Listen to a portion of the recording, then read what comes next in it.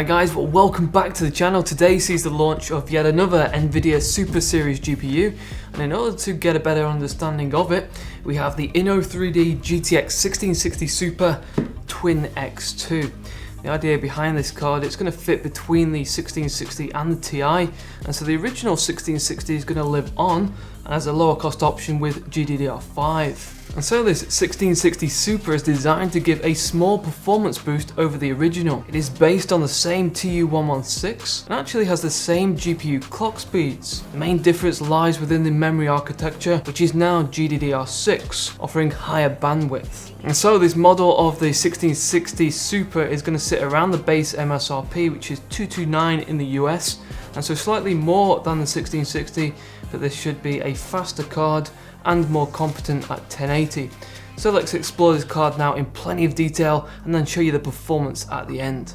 Okay, here is the Inno3D GTX 1660 Super Twin X2. The twin in its name obviously points to those two cooling fans which form the basis for the cooler on this card. This cooler is a very similar design to the one we find on the original 1660. You can see that Inno has made some minor adjustments. The main points being larger fans and a larger heatsink. However, later on we'll be doing a deeper analysis when we remove that heatsink. And so that shroud which surrounds the card is made of plastic. It isn't the most attractive design, but it gets the job done. And we like that Inno has made that shroud with a matte finish as opposed to the reflective material that we see used on the previous card. And for those who hate RGB, this model here avoids including such a feature, and that means it's going to sit closer to that MSRP. Now this card is quite a small unit, and as such it's going to go nicely into a smaller case, perhaps even small form factor. And so here are the measurements to help you work out if it's going to fit into your case. And so for the length, Twin X2 is around about 215mm. For the width you're looking at just over 100mm, and then the height 42mm.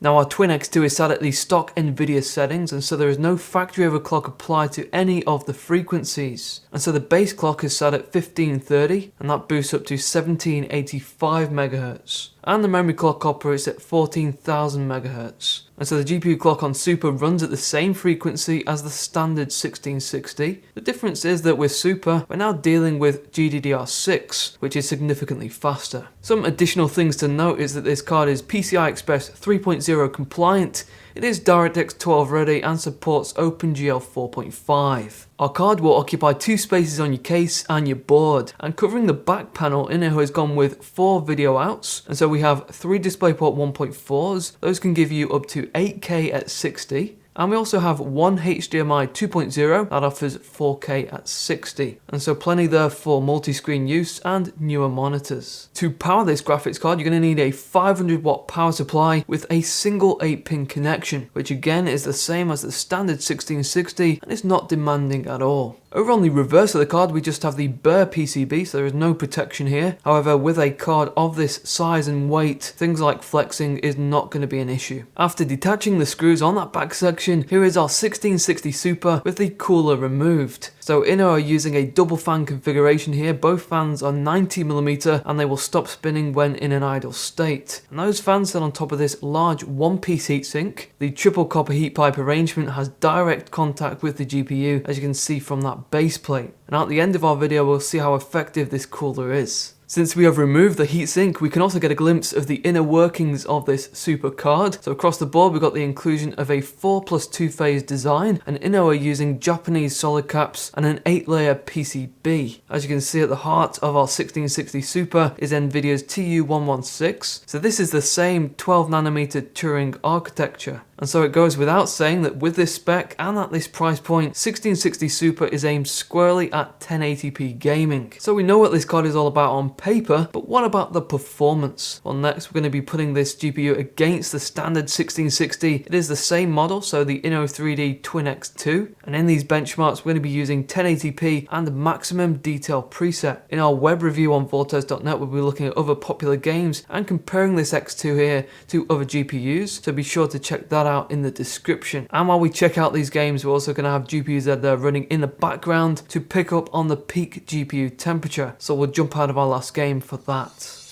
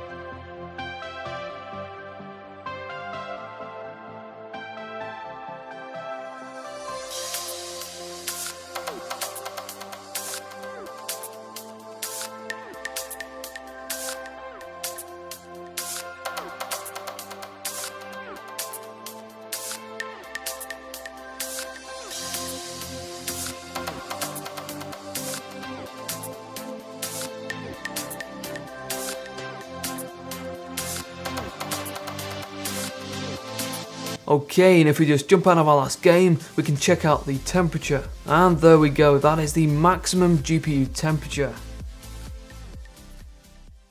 So there you have it, that is the GTX 1660 Super under the guise of the Inno3D Twin X2. So this one here fills the gap between the 1660 and the Ti. The standard 1660 provides just that modest improvement over the 6GB 1060, but this Super here is going to effectively replace that Pascal card. As you'll have just seen in the performance there, this Super provides 10 to 15% in performance increase over that standard 1660. So in most cases, that will enable gamers to achieve 60 frames per second.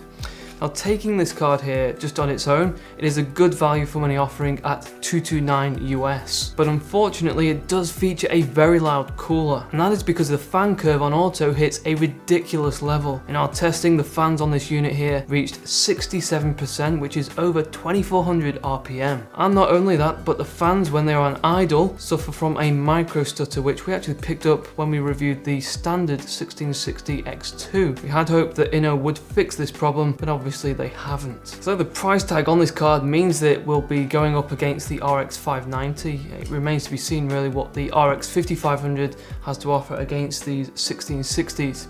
We will of course have a web review of this Super card here on Vortez.net. The link for that will be on the screen and in the description, with benchmarks featuring different resolutions, different games, and against other GPUs. So what do you guys think of this new release here? Is it on your radar, or do you regard it as pointless? Cast your vote in the top right corner. Thanks very much for watching today, guys. Do appreciate it. Please comment, rate, and subscribe, and I'll catch you guys next time.